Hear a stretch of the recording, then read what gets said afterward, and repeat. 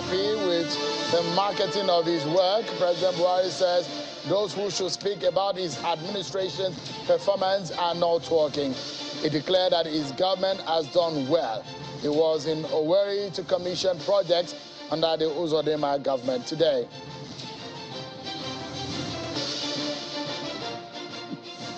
And the military is assuring that it will ensure peaceful elections in 2023 will dissect the hopes and aspirations of Nigerians ahead of the critical elections.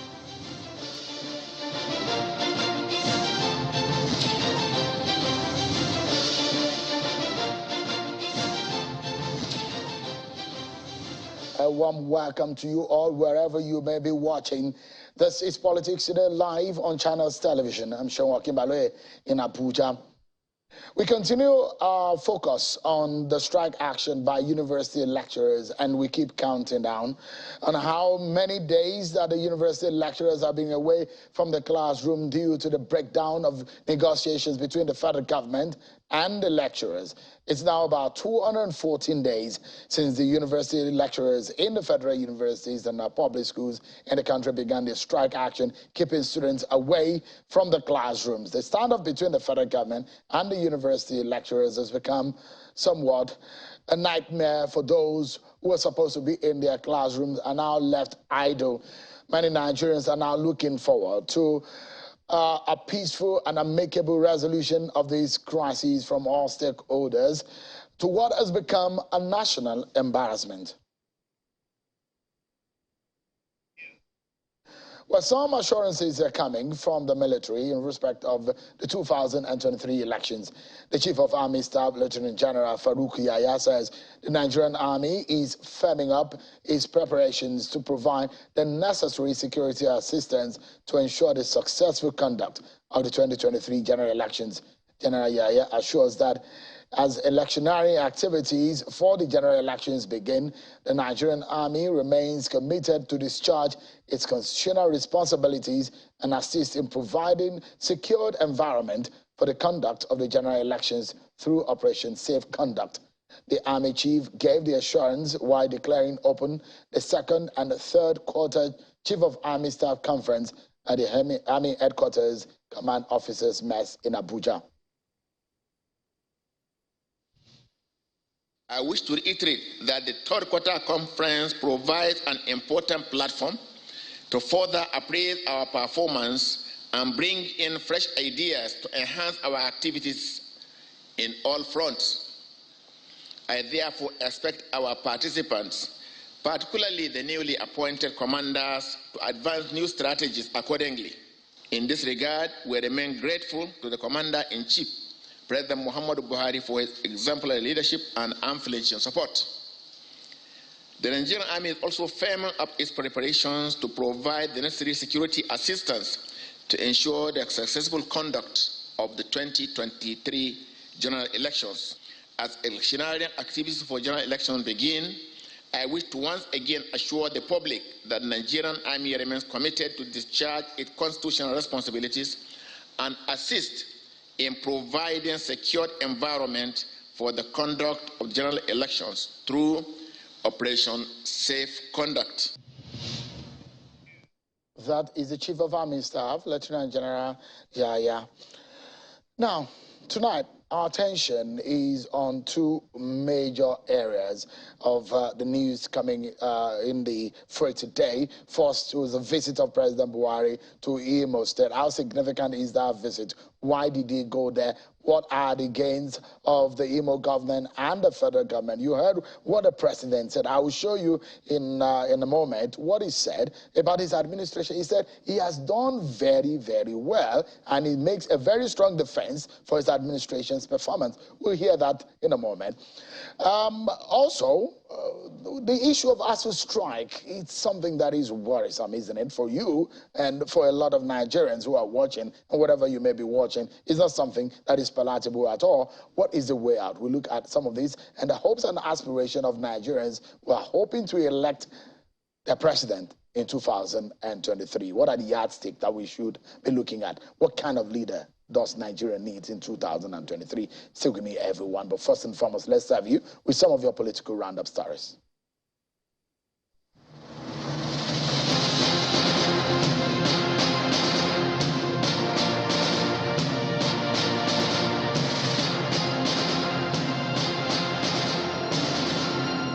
The Court of Appeal today reserved judgment on an appeal filed by the leader of the indigenous people of Biafra, IPOB, Mr. Nnamdi Kanu, seeking to quash the alleged terrorism and treasonable felony charge brought against him by the federal government. Self-determination is allowed by all international conventions, even by the United Nations Declaration of Human Rights and United Nations conventions, all the various conventions. Self-determination is allowed. Justice Nkoye Maha of the Federal High Court Abuja has permitted the Department of State Services to detain the former terrorist negotiator Tukur Mamu for 60 more days. Justice Maha granted the ex parte motion moved by the counsel for the DSS, Ahmed Magaji. Mamu was arrested on September 6 on his way to Saudi Arabia for Lesser Hajj and was detained at Cairo International Airport before being repatriated back to Nigeria. The African Democratic Congress has unveiled Mrs. Rosemary Giwamu as its deputy governorship candidate for Lagos State ahead of the 2023 election. At the official unveiling in Lagos, both the national and state leadership of the party expressed confidence of taking over the affairs of the state at the polls. The presidential candidate of Accord Party in the forthcoming general elections, Professor Christopher Imumole, is reiterating the need for Nigerian youth to be liberated from the shackles of poverty that has retarded the growth and development of the country. Speaking in Kabakababunu local government area of Kogi State, while issuing scholarship to over 2,000 indigent students of the state, Professor Imumole explains that the scholarship, which will cover cost of seeking admission, payment of school fees throughout the course of studies at the universities, is aimed at assisting youths in the society to acquire quality education. We have given over 2,000 person scholarship today. Have any candidate done this? And would they do it? So you can see we are already providing solution to the problem of Nigeria. Mr. Abba Ganatata, former state chairman of the People's Democratic Party and governorship candidate who lost at the just concluded primaries election in Yobe State, alongside hundreds of supporters, have withdrawn their membership from the People's Democratic Party. Addressing supporters and handing over his PDP membership card to his ward's chairman, Ganatata disclosed that he is not leaving the party for any political party yet, but will decide in due course. Other PDP stalwarts that left the party include the state secretary, Sani Mohammed Bilal, among other top party members. I didn't decide yet. It is the followers, the supporters that are going to decide our fate, either to join the political party or to retire completely from the politics. The Niger State House of Assembly has impeached its principal officers following a matter of urgent public importance raised by the member representing a Dati constituency, Salihu Tama, and was adopted through a unanimous vote by the lawmakers. The principal officers impeached are the Majority Leader Salah Ibrahim, representing Kontagora 2 constituency, Deputy Majority Leader Binta Maman, representing Gurara constituency, and the Chief Whip Idris Musa Vatsa, representing Lapai constituency. The impeached Deputy Majority Leader Binta Maman says the impeachment was because the lawmakers failed to get the constituency allowance, among other issues. These are basically issues that has to do with the executive, and if there are benefit that has to do with the House of Assembly, yes, it's the work of the leadership to follow it up. The Oyo State Governor Sheyi Makinde has commended the Governor of Abia State, Okezie Ekpeazu, for his effort in ensuring peaceful and reliable governance in the state. Makinde, who was on a state visit to commission projects initiated by the governor, urged the people of the state to support the governor in ensuring peace and development, as he also urges the people to vote for credible leaders in the 2023 general elections. My advice to the people in this community is that please and please and please don't sell your land.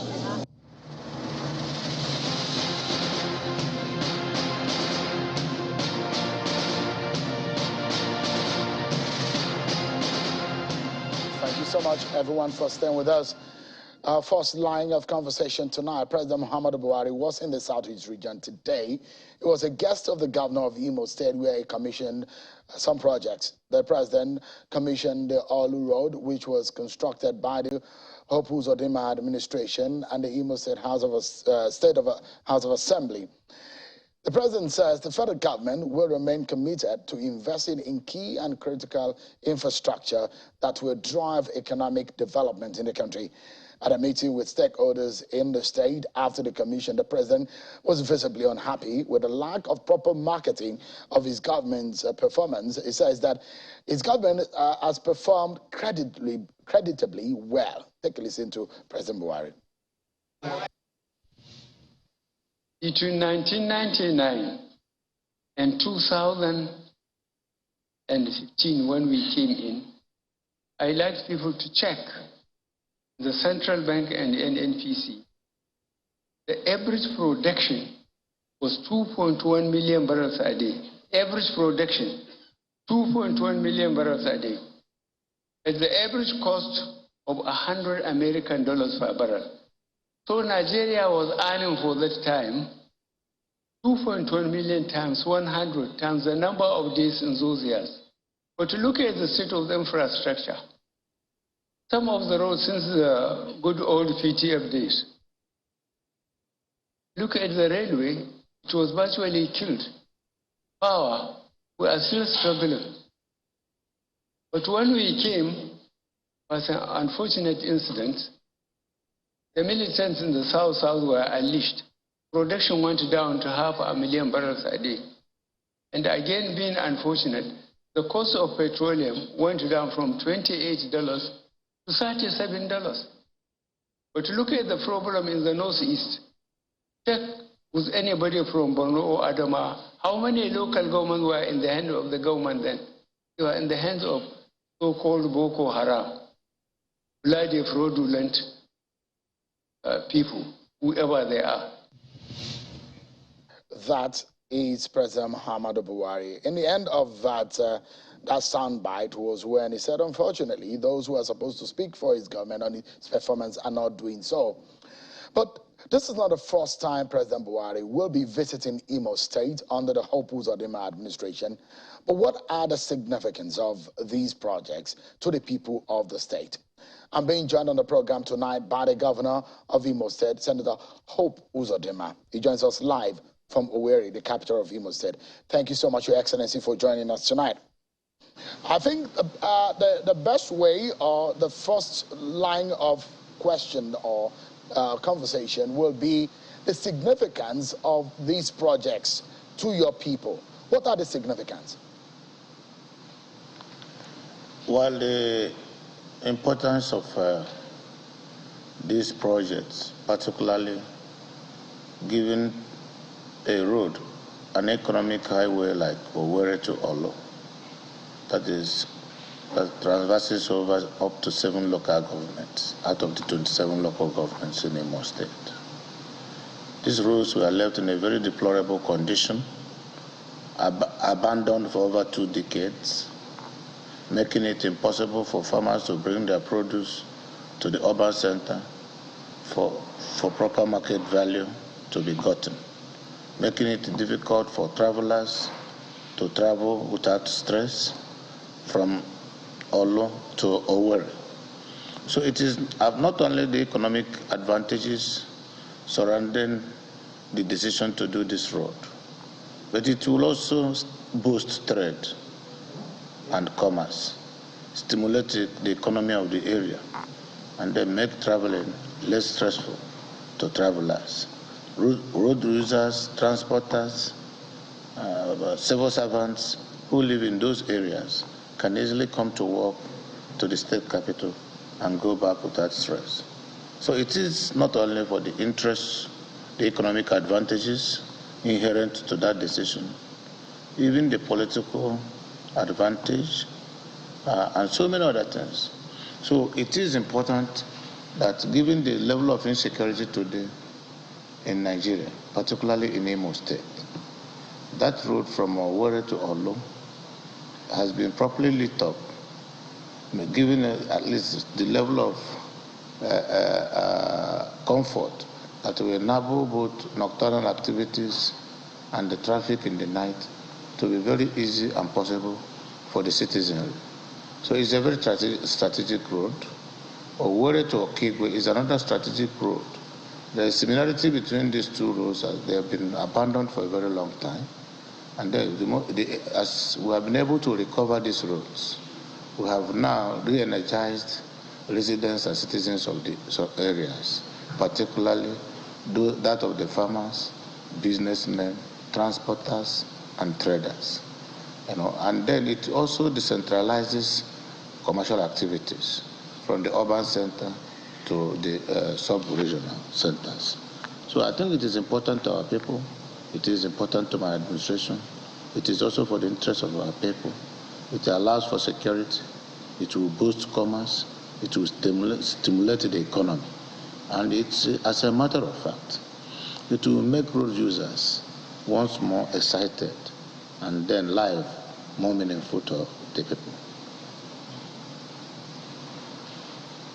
In the last 2 years of your administration in Imo State, this is perhaps the second time that President Buhari will be visiting.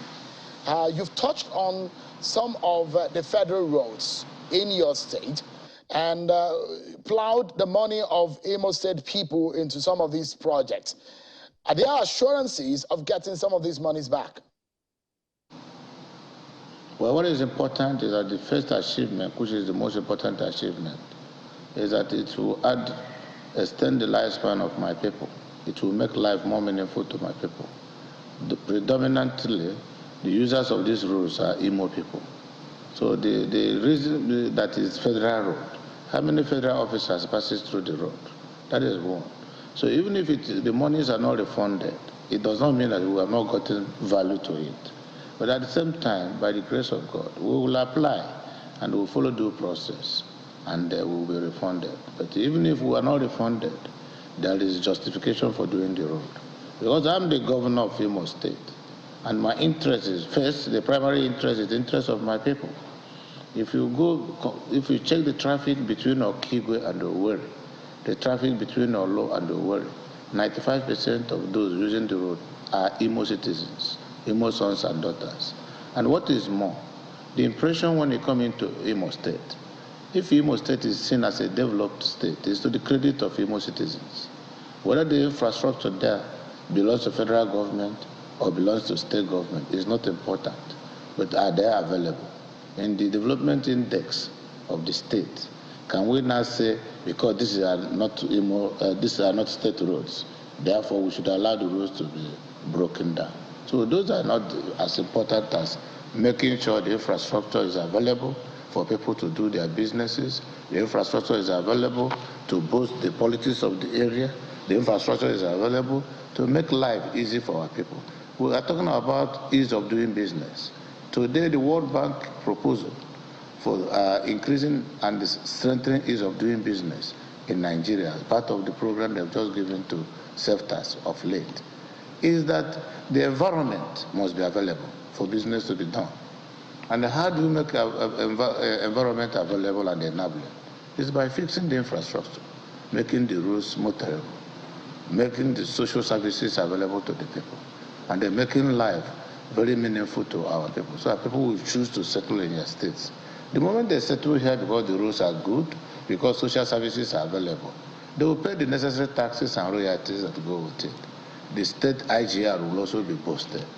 So for me, what is more important is fixing the road. If I have money, I will fix more federal roads in Imo State, whether I am refunded or not. You also took President Buhari to the State House of Assembly there.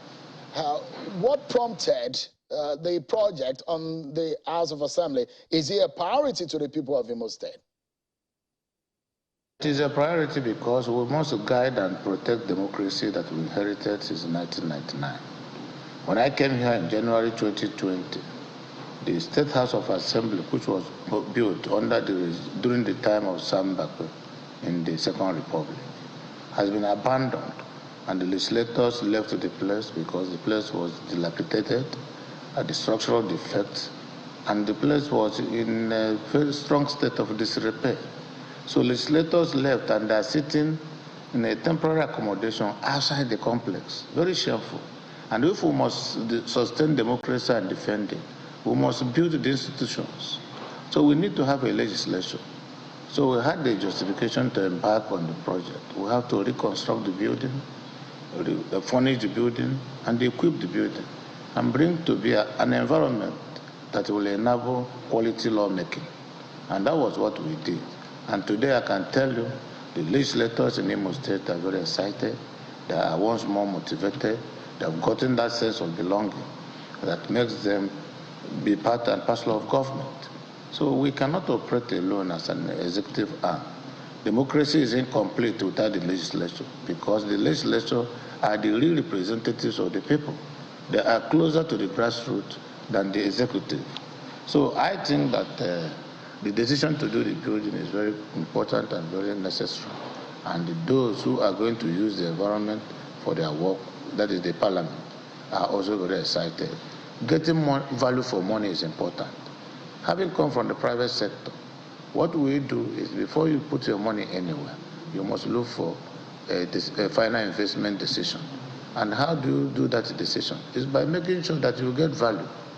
When you don't make quality laws, when you don't defend the laws that are already made by the House of Assembly, when you don't allow a principal arm of government like the legislature to function, then we're not practicing democracy. So we must encourage them. And in any event, the functions of the legislature and that of the executive and the judiciary, they go in pari passu. They are interwoven. If you are the executive, you can only implement the laws made by the legislature. If you are in the judiciary, you can only interpret the laws made by the legislature. So in a situation where directly or covertly the legislature is being strangulated, it means that indirectly you are trying to kill democracy in Nigeria. So I have a responsibility, having also come from the legislature at the national level, to encourage my provincial legislators in Imo State. Let's take a quick break, Governor Uzodimma, and we'll come back to talk more on the essence of those projects, the security in the Southeast region, and the APC and the Igbo people ahead of 2023. Stay with us, everyone. Plus also, after our conversation with the governor of Imo State, we'll be speaking with Professor Kingsley Moghalu. He will be joining me much later to talk about the education sector, ASUU strike, and the 2023 elections, the quality of leadership Nigeria needs to look forward to ahead of that critical election. Stay with me, everyone. We'll be right back.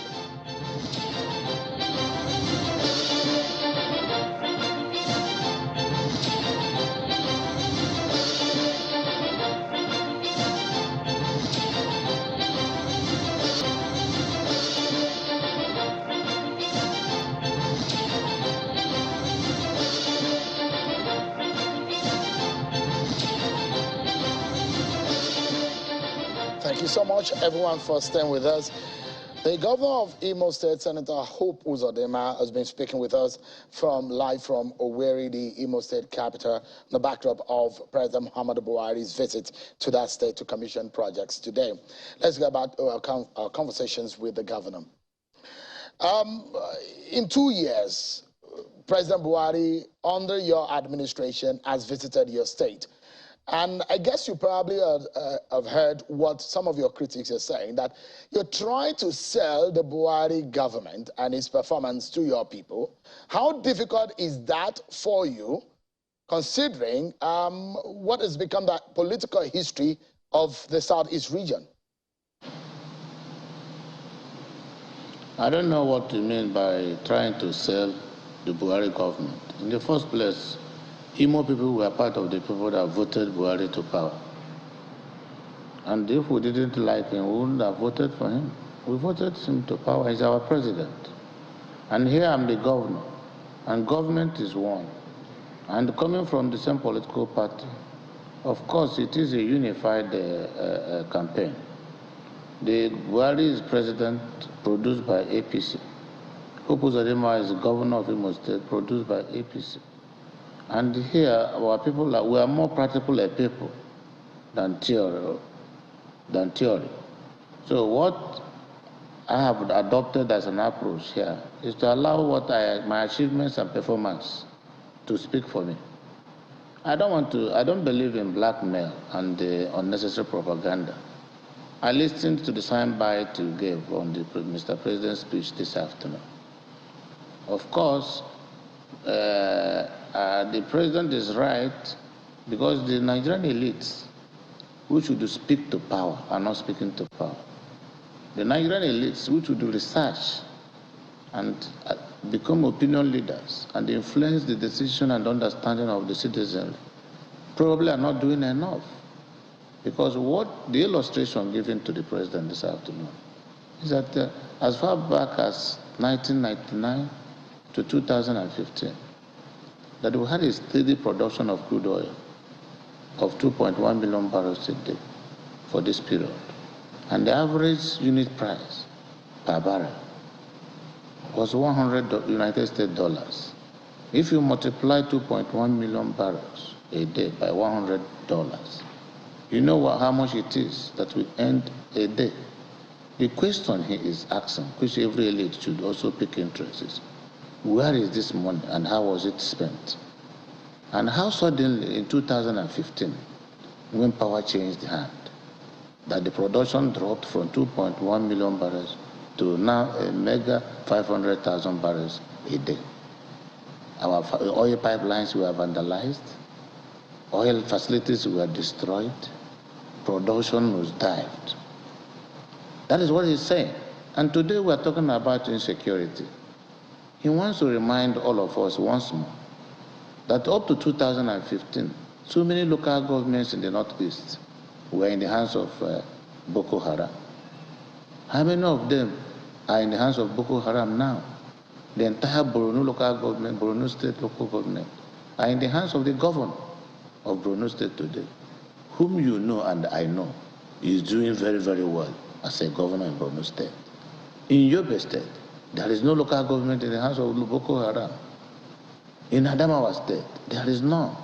But up to 2015, it was difficult for anybody, any commercial flight, to fly to Maiduguri, to fly to Yola, to fly to Yobe.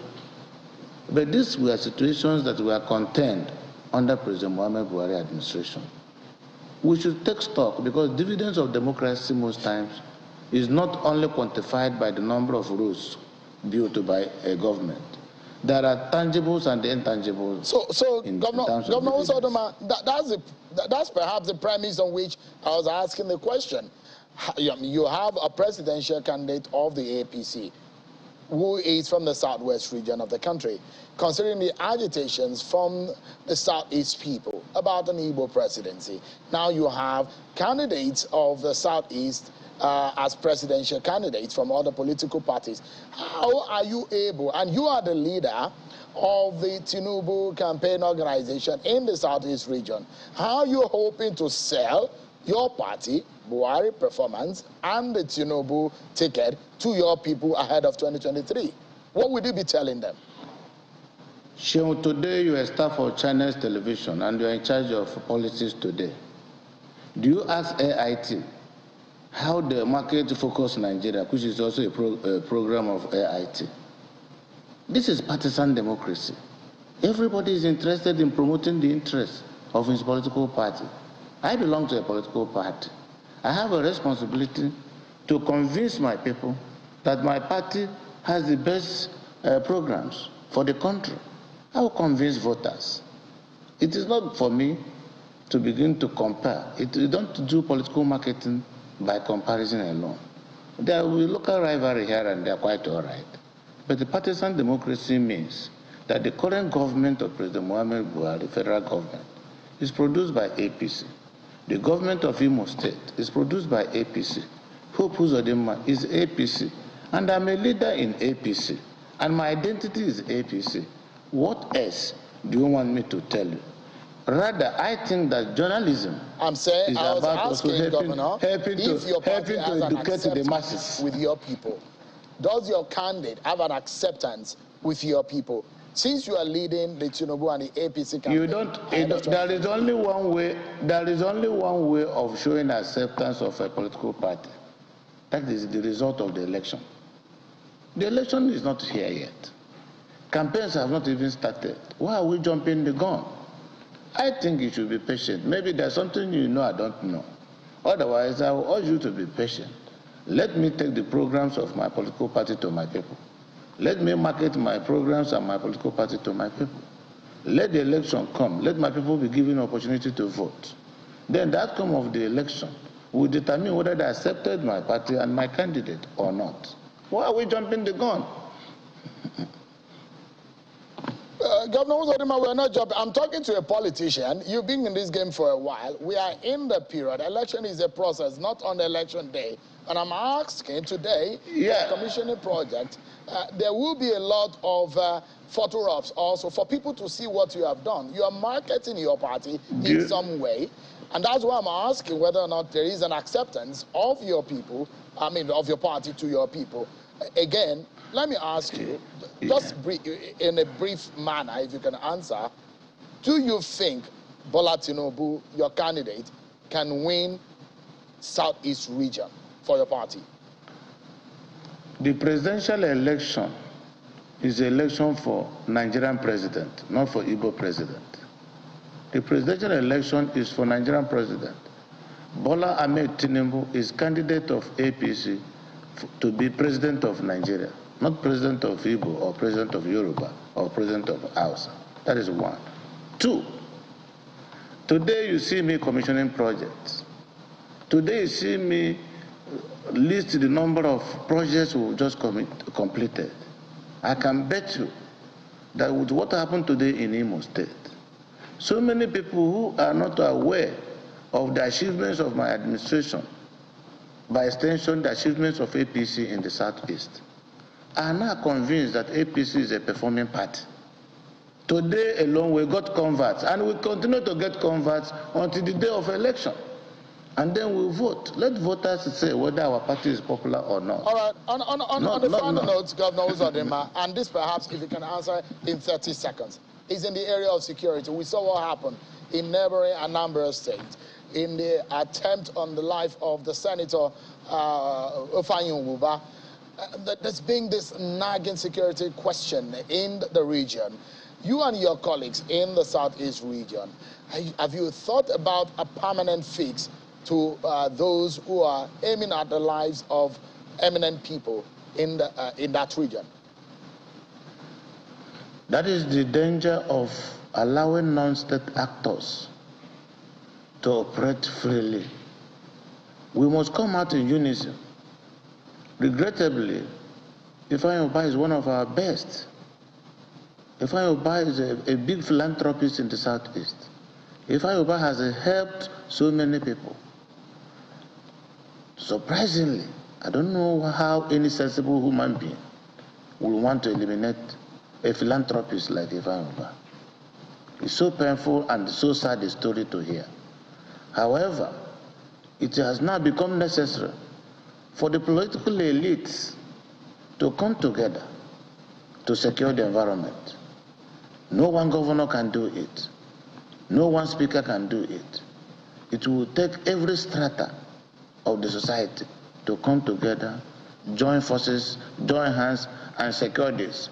If you sit here and wait and think that President Muhammad Buhari will come to Abuja to speak to some ignorants, to speak to some idiots who don't know what they're doing, who are under the influence of drugs, to reason, well, we may be wasting time.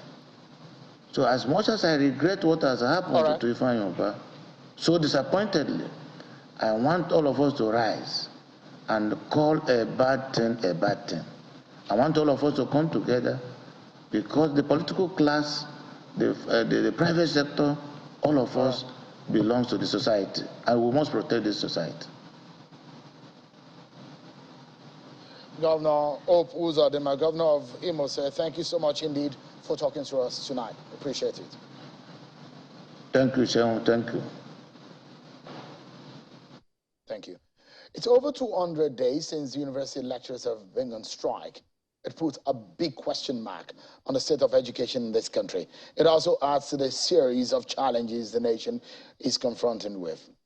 Now, tonight we'll be speaking with a lawyer, an economist, a former deputy governor of the Central Bank of Nigeria, a former presidential candidate, Professor Kingsley Moghalu. He joins us live here in our Abuja studio. Thank you so much, Prof, for joining us tonight. Thank you. Thank you, Sean. How devastated do you feel about the state of education? If you take it, I mean, if you go too deep into primary and secondary education, we might not be able to, in fact, I mean, scratch the surface tonight on the program.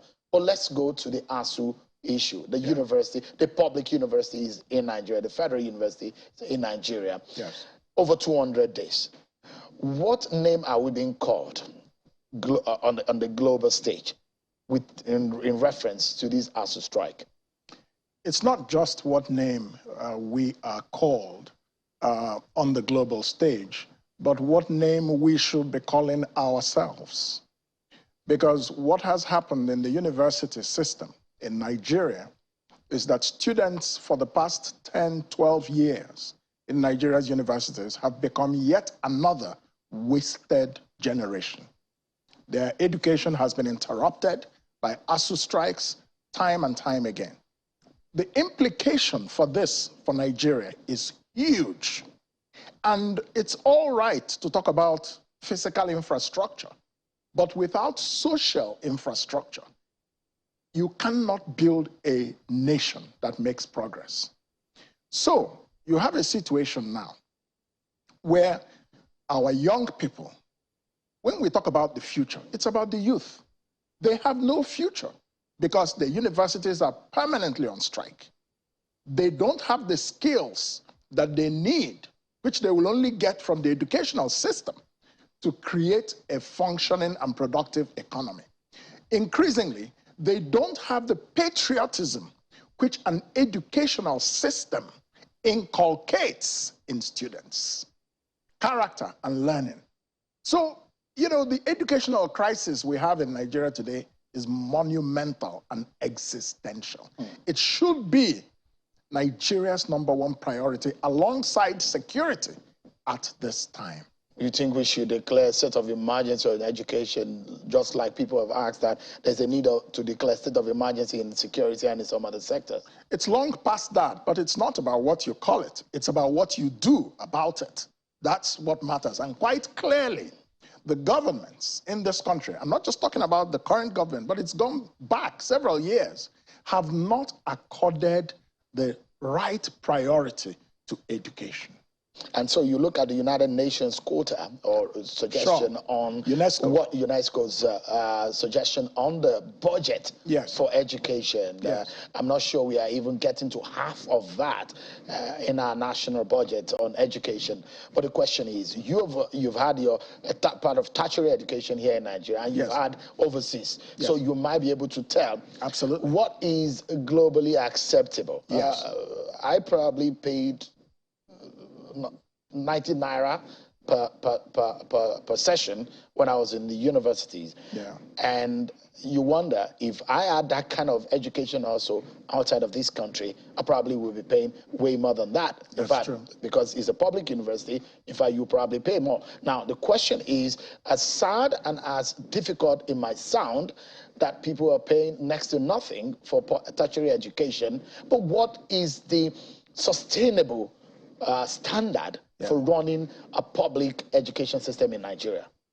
Well, first of all, the UNESCO recommendation is that governments should invest at least 15% of their national budgets on education, between 15 and 20%. So that's #1. We're nowhere close to that. Right now, Nigeria's budget for education for 2022, out of the 17 trillion budget, is about 900 billion, which is about maybe 6%. So that's very low. But there's a bigger problem. It's not just about raising the amount of money you invest in education. It's about what you spend it on. Most of the budget for Nigeria's education system goes to running several bureaucracies, several ministries, various commissions, UBEC, you name them, TED Fund, so many of them. Now, but are we spending money on reforming our education system? Research. Are we spending money on teacher training? 50% of the lecturers in Nigeria's universities do not have doctorate degrees. That's wrong. You're not supposed to be a university lecturer if you don't have a PhD. And I don't mean pull him down. I mean a doctor of philosophy. Now, it should be very rare that you may find someone maybe with a master's, but maybe with massive publications and research and things like that. So that's #1. #2, we should be investing in the student-professor ratio. I was a professor in one of the premier universities in the United States. If you go abroad, the ratio of students to a professor, at Harvard University, it's 1 professor to 4 students, average. At the Massachusetts Institute of Technology, MIT, it's 1 professor to 9 students. At the University of Cambridge, it's 1 professor to 3 students.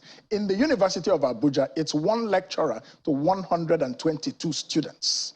1 lecturer to 144 students at the Lagos State University. Not professor.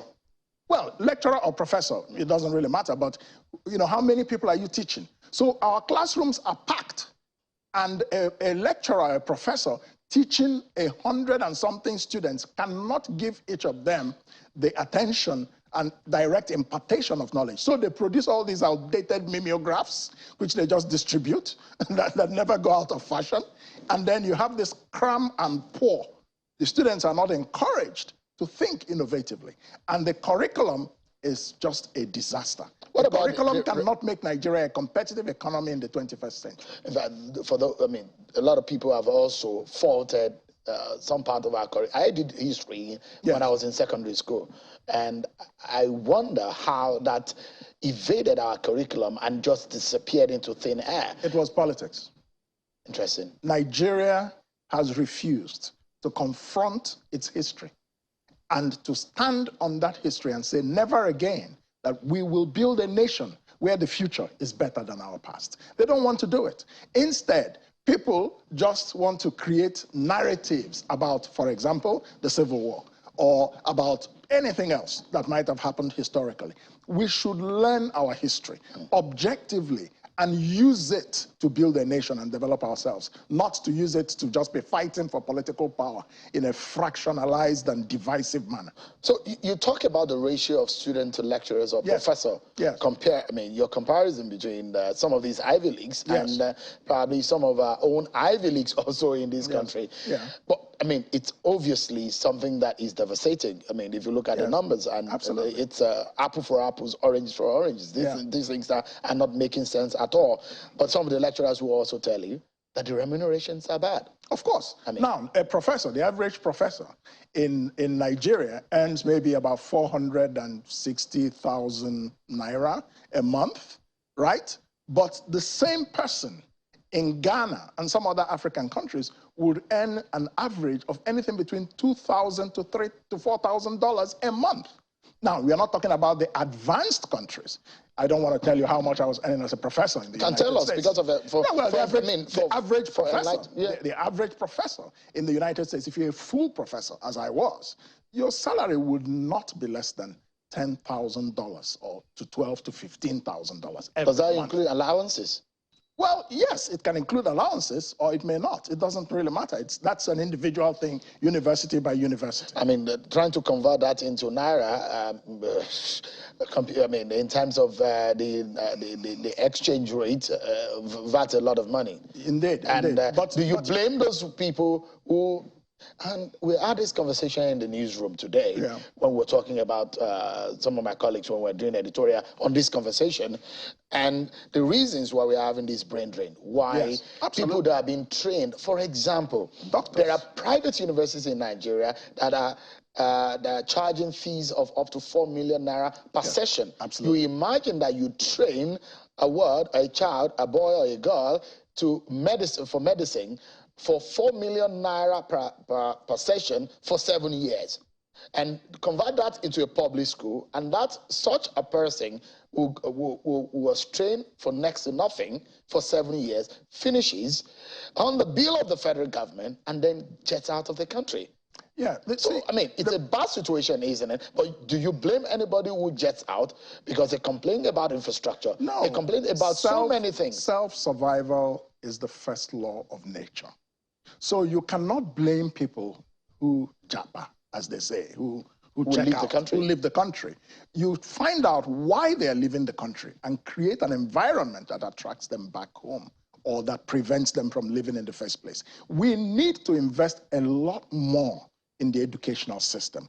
The salaries of our teachers and professors, compare the salaries of teachers in Nigerian universities with what our legislators earn in the National Assembly. I don't mean to be disrespectful, but there are reports that a senator takes home anything from 20 to 30 million naira every month based on various allowances, not the actual salary. You see, sometimes people are very clever. They don't say my salary is 10 million. They say my salary is 1 million, and then there are several allowances that amount to 15 million. So we are investing a lot of money in the pay of politicians. But if we want to be honest, how productive are they compared to if we had invested a similar amount of money in paying university teachers or secondary school teachers and building the facilities that we need and creating the laboratories and so on. So the political priority that we attach to education is very low. So you don't and that's agree. One of the reasons with the situation we're in. So you don't agree with those who debate that the federal government may not be able to afford the demands, the financial demands of the lecturers to the federal government? I think the federal government is not able to afford it because they have not prioritized it. Do you see the point I'm trying to make? Everybody sees a lot of money being spent in this country. Everybody sees a lot of money being borrowed in this country. And we're borrowing sometimes for physical infrastructure.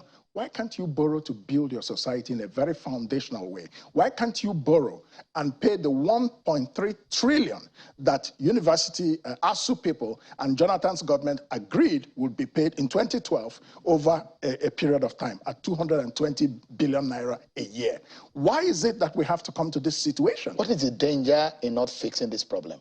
We'll create a society of illiterates. We are going to have restive youth who will eventually get very angry and bubble over. So that's what is called the youth bulge. Already, we saw some young people close down the Lagos-Ibadan Expressway. Was it today or yesterday? As university students. So we're moving in a direction in which there could be a huge social unrest if this ASUU problem is not solved.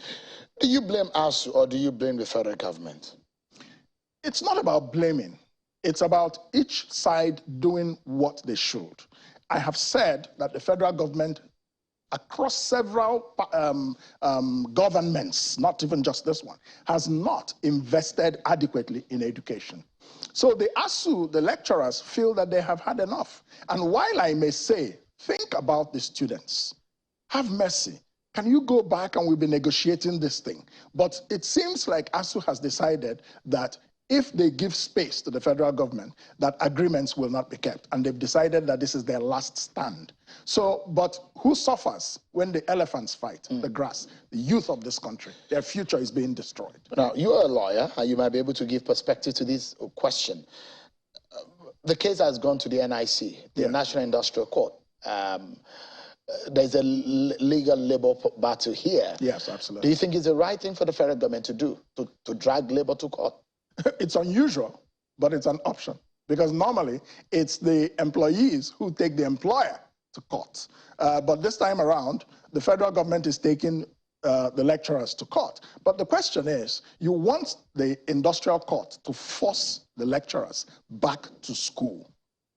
I am not sure how enforceable, even if the industrial court were to make such a ruling, how in practice they can actually enforce it. Because the people who are striking have a legal basis for striking. So the agreements were reached. They have the right as labor unions to go on strike. Agreements were reached, they were not kept. So for you to be able to defeat them in the industrial court, you must show that what they're doing is illegal against labor laws. You know? So we have the no work, no pay. If you don't work, you don't get paid. And you should not be asking to be paid if you have not worked. I'm very sure you're familiar or you remember the 44 lecturers of University of Ilorin years ago. Professor Adegbija, Dr. Oju, and the likes. I was in the university. I was perhaps graduating at some point or when that was happening. I'm just imagining that this will end. But if you were to make a suggestion tonight, what would that be? To end the strike? My suggestion to the federal government is to do something dramatic, something drastic. If you have to borrow, borrow. This is not less important than the things you borrow for. Pay the 1.3 trillion that is outstanding at this time. Make an immediate down payment of 300 to 400 billion, whether with borrowed funds or not. It's a good investment in the future of this country. And then you can negotiate the rest, you know, with us, because it may not be possible to immediately pay off the 1.3 trillion. But do something that shows commitment. All right. Well, I'll take you to politics and the future of this country. We're speaking about the future of the young people who are in university and not able to vote, I mean, to go to the classroom. Yeah. For anyone to elect a president, what should they be looking at? What criteria should they follow? Yeah.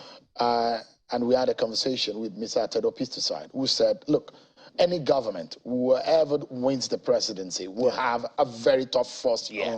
In fact, it will be pain, sorrows, and tears to run government and run this country in the first year for whoever wins the presidency of Nigeria. But for those who are going to be deciding the fate of these politicians, what should they be looking at?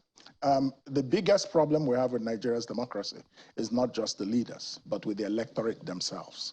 Because we do not have an educated electorate. They don't know really what to look for.